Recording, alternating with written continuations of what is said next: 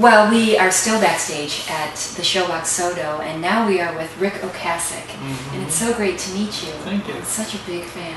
Thank you very much. And it was really fun meeting all of your bandmates and speaking to them individually, because each one had a little bit of a slightly different tale of how the Cars came together in 2010. And everyone wants to take credit for it, of course. And I wondered if you could tell me your side of the story. No, they want to take credit, do they? Right. I think it's probably the same as theirs, really. Yeah. I finished a lot of songs. I was going to probably make a solo record or some kind of an album. And one night I was just thinking, you know, maybe I should just call those guys and just do another record. See if we'll just do it. Because, you know, I'm so used to the way they play. And as musicians, they couldn't be anybody better. And it's going to be very natural. And so I did. And they were like, really, you do? I said, yeah. So we did it. So you've had solo records out before, and the impetus to reunite the band wasn't there. Was there something different about these songs, or was there something different about you? Maybe it was about me. Maybe it's about like the time. You know, just maybe it's about what's going on in the world. Maybe it's about like, you know, there's enough junk going on. Enough. I thought, you know, just gonna like see if they want to do a record. Yeah, it's hard to say. You know, it's one of those thoughts that just like comes to you and you think, well, this is obvious. Why don't I just do that? Right. See if they'll, I think everybody will do it. Right. And I thought everybody would. And they sure did, right? Yeah. They all jumped at it. And then when, to sort of introduce this new concept to the world, I heard you just posted like a picture of you guys on Facebook. Is that accurate? Yeah. And was that sort of like a dipping a toe in the water to see if there were people out there that were excited about the Cars, or was it like a tease? What was the impetus? It was kind of a like tease, because originally I told the guys when I called them that I wanted to do a record. I really wanted to do it totally ourselves, pay for it ourselves, do it cheap, and maybe just release it on the internet. Don't even get a record deal. Maybe we'll just do it, you know, another way, because these days you can. Yeah. So that's how it started. We didn't have a Facebook page. I don't even have a Facebook page. Somebody said, oh, you should get a Facebook page. So we get a Facebook page, and we just took a still from a video we were walking around with, and posted it on just to see if anybody would try to guess what might be going on. Right. That was really it. Right. And then there was a lot of responses. Yeah, suddenly you had like hundreds of thousands of likes, and everybody wanted to know. So I thought, well, is that the way Facebook works? That's pretty cool. Yeah. So then we just, and also I have to say it was my manager, Jeff Kramer's, kind of an idea to put up some little teaser things. And so we did.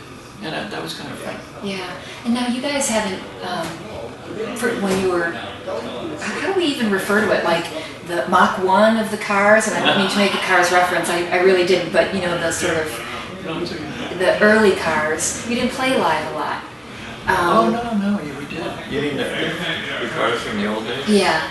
Oh God, are you kidding? That's one of the reasons I quit doing it. Oh really? It was the touring? It was like always. Yeah. It was constant. It must have seemed like that to you. It didn't seem like that to me.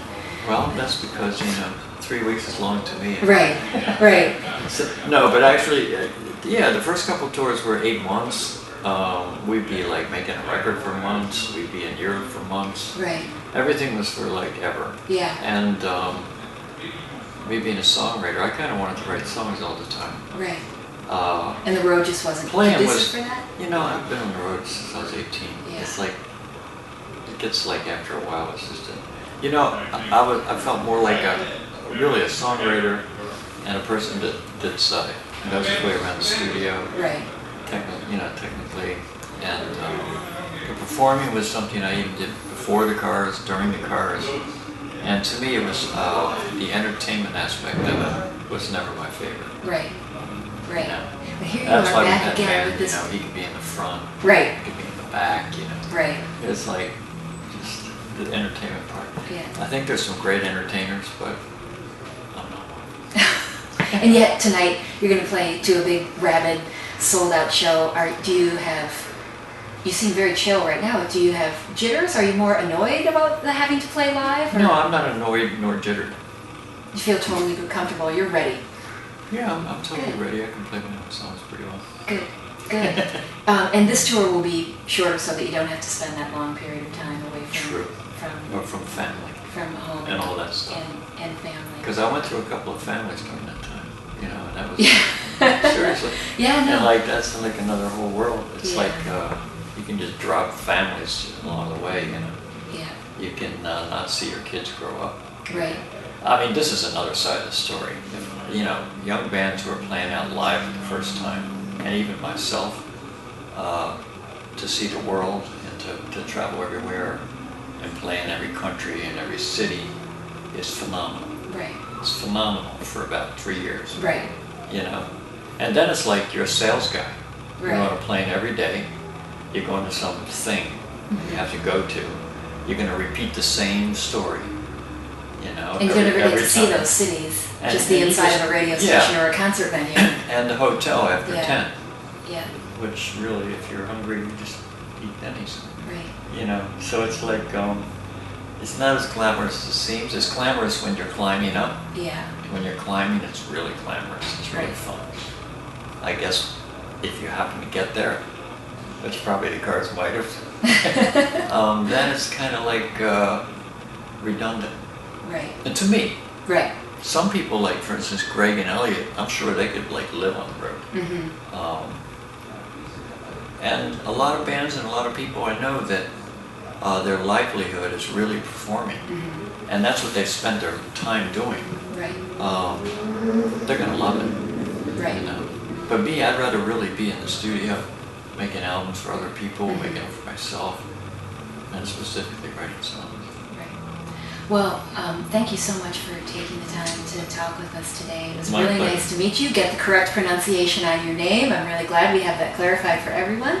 And congratulations on the great new record Thank you. and Mazel Tov on the tour. Well, thank you. You're welcome. Nice to talk to you too. Thank you. Can I ask you? I have you ask one question. Yes. It's my question, but she gets to ask it. At the end of the 11 shows, in your mind, what will make you feel the most content, happy, satisfied about this whole process? Do you have a goal? I think we made a really I'm sorry, Shawn, you asked that question. I'm sorry. Okay. Because I want to use All right. this with. Okay.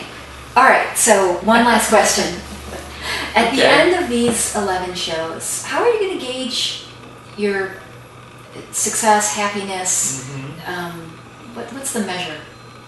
The measure was when we made the album, and I thought I really liked the album that we made. So, as long as we made a good record and it came out, that's probably fine for the moment. So that the rest of the tour is like the icing on the cake? Well, the tour's fun because it's short. Right. What did I just read in the New York Times? Something about being a little anti-fun, or fun was a challenging word for you. Fun is a weird word for me. Fun and enjoy. Yeah, fun's always been a weird word because I think it's almost describes something you have to kind of pay for, or that you have to. It's like it's something you have to seek out, and other people try to design things that are fun for people, and if you go do what they think might be a fun thing for you. In other words, if you have to go out and find fun, that's sad. I mean, if you're gonna have fun, I guess it should be natural and a part of your life, and I guess whatever you think is fun. But I have a little trouble with pay joy. You know what I mean?